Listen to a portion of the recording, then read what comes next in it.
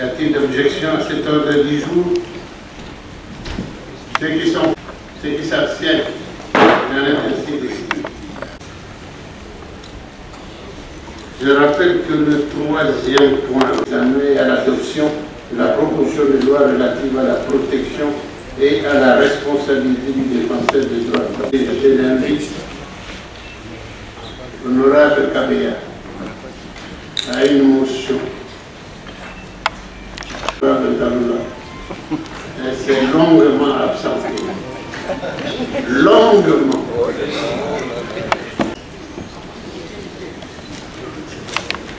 Votre appel a été entendu.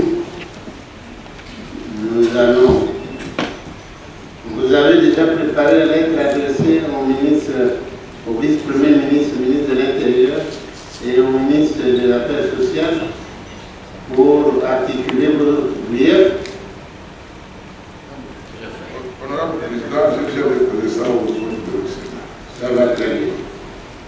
Alors, je crois que les services ont fait suivre ces correspondants. Nous attendons leur arrivée. Je passe au second point. Vous avez la parole, honorable.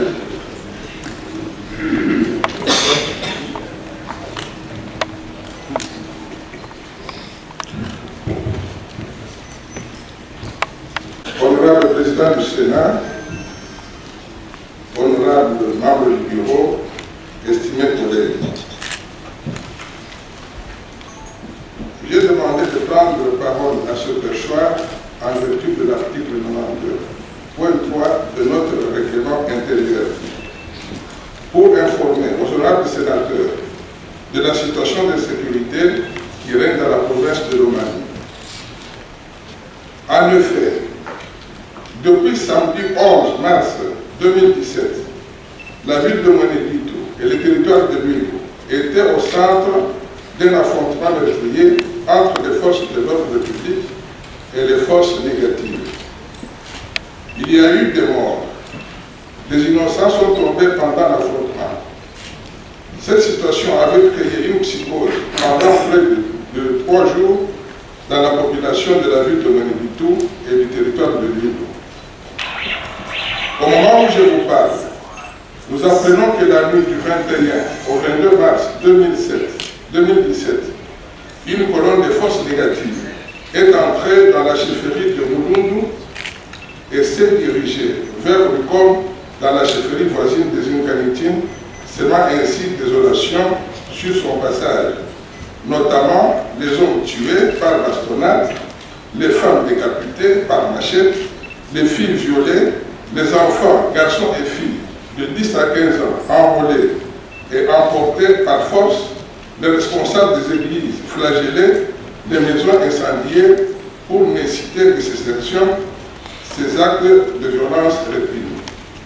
Les forces négatives occupent désormais un territoire de 150 km de longueur et 40 km de largeur, soit un espace de 6 000 km² et administre plusieurs entités se trouvant entre la rivière Mujima et la rivière Yabouy, en passant par Mayamoussen pour atteindre Wikom. Nous tenons ici à souligner que les natifs de Mweneditu et du territoire de Lwilo sont des citoyens congolais épris d'un esprit de paix et de respect de l'ordre public. Les habitants de la ville de Mweneditu et du territoire de Lwilo tiennent à informer l'ensemble de la communauté nationale et internationale par notre auguste personne que ces attaques viennent d'ailleurs de la province voisine du Kasaï central et sont uniquement le fruit de l'enfant du terroir. Elle demande par conséquent au Sénat de s'engager auprès du gouvernement ainsi qu'auprès d'autres institutions de la République de tout faire pour garantir la paix, la sécurité et la stabilité dans cette partie du pays, tel que souhaité par le chef de l'État. Pour permettre au gouvernement de la République de donner une version officielle des faits sur ces événements malheureux, j'ai saisi cette opportunité pour informer aux honorables sénateurs que j'ai déposé 2 questions orales avec débat adressées au vice-ministre et ministre de l'Intérieur et à celui en charge des affaires sociales auprès du bureau du Sénat. Honorable Président, honorable membre du bureau, estimés collègues, j'ai dit et je vous remercie.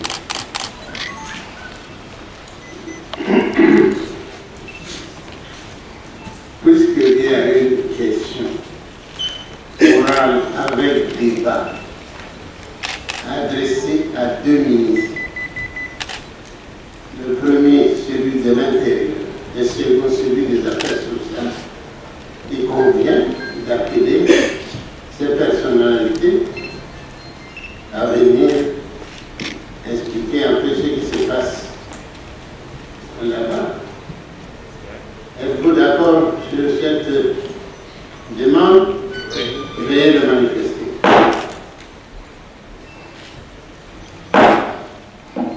Voilà. Honorable, vous ne l'avez pas envoyé les documents. Mais j'ai dit que les documents vont arriver après. Les documents sont arrivés. Vous récupérez les documents? On les a. Et ils en ont. Alors, honorable Moulaïla va faire tout spécial. Honorable sénateur, permettez-moi avant toute chose de remercier de m'exprimer du haut de cette tribune en vue de faire à la protection et à la responsabilité du défenseur des droits de l'homme. D'entrée de jeu, je tiens à vous confier la République démocratique du Congo, la Déclaration universelle des droits de l'homme, visée politique, le pacte relatif aux droits économiques de promouvoir et protéger les droits de l'homme et les libertés fondamentales non spécifiques des droits de l'homme constitue la manifestation de la volonté tant nationale qu'internationale. Résolution 53/144 de l'Assemblée générale des Nations Unies, les droits, les obligations qui pèsent sur l'État, ainsi que les mécanismes de mise en œuvre du droit. Honorables sénateurs et chers collègues, la première défenseur des droits de l'homme en appelle à 6 sous-questions importantes suivantes. Pourquoi légiférer en la matière? Pourquoi la...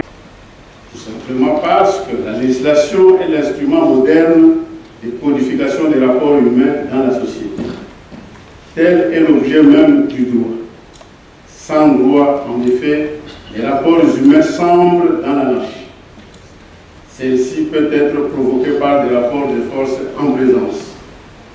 Aussi, la résolution sur la protection des défenseurs des droits de l'homme en Afrique, dans son préambule, lance un appel aux États membres pour qu'ils assurent la promotion et donnent tout son effet à la déclaration de l'ONU sur les défenseurs des droits de l'homme en Afrique.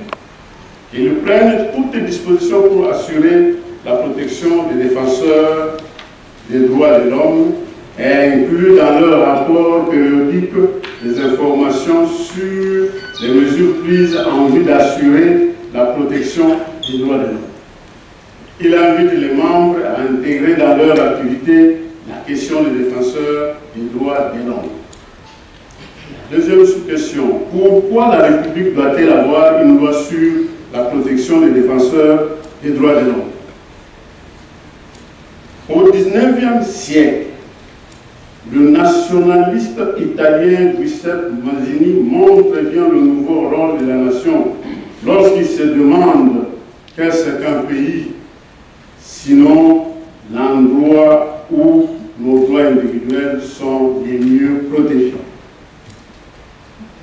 Cet état d'esprit, nous le découvrons aussi dans la Déclaration sur les droits et responsabilités des individus, groupes et organes de la société, de promouvoir et protéger les droits de l'homme et les libertés fondamentales universellement reconnues en son article 14, alinéa 1er, qui stipule: il incombe à l'État de prendre des mesures appropriées sur les plans législatif, judiciaire, administratif ou autres en vue de mieux faire prendre conscience à toutes les personnes relevant de sa juridiction de leurs droits civils, politiques économiques, sociaux et culturels.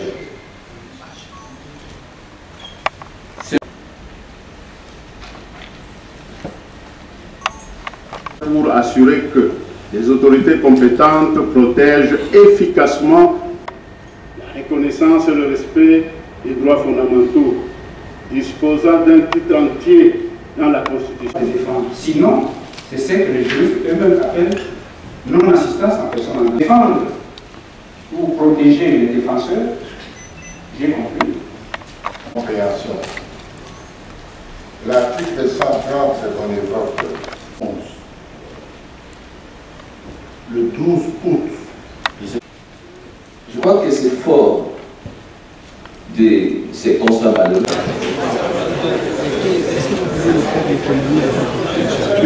Vous avez suivi mon exposé, retenez l'économie par mon exposé. Ça serait me demander de reprendre l'exposé que je fais. Pour nos auditeurs et nos téléspectateurs qui n'ont pas été avec vous, j'ai donné le point de vue. Pourquoi faut-il une loi pareille dans notre pays et qu'est-ce qui est attendu des défenseurs des droits de l'homme? Quelles sont les références? Est-ce une innovation de la République démocratique? Non.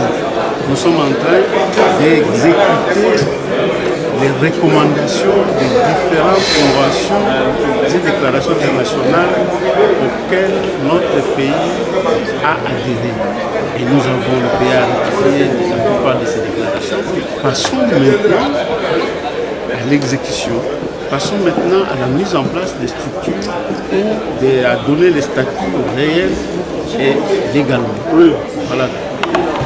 Il s'agit d'une proposition de loi initiée par le collègue Moulaïla du document 391.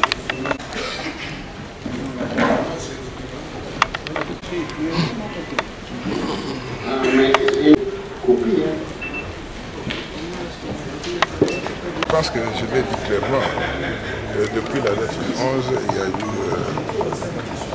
des forces négatives qui ont pris d'assaut la ville de Monédito.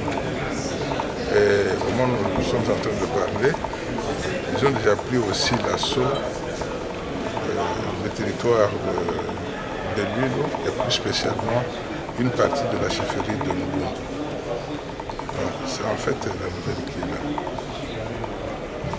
Les éléments de Kamwana Sapot, selon le gouvernement, ont été déjà et se sont plutôt rendus au pouvoir. Quel type alors d'éléments de Kamwana Sapot qui continuent à semer la désolation? En fait, moi, je ne sais pas de quel groupe s'agit-il jusqu'à ce moment. Nous saurons par la suite quel est ce groupe qui pose des actes de violence à l'endroit de la population. Et qu'est-ce que vous attendez du ministre de l'Intérieur que vous allez bientôt interpeller, ainsi que celui des Affaires sociales? Il va éclairer la lanterne du Sénat et de la population sur ce qui se fait dans la ville de Monédito actuellement et dans les territoires. Merci.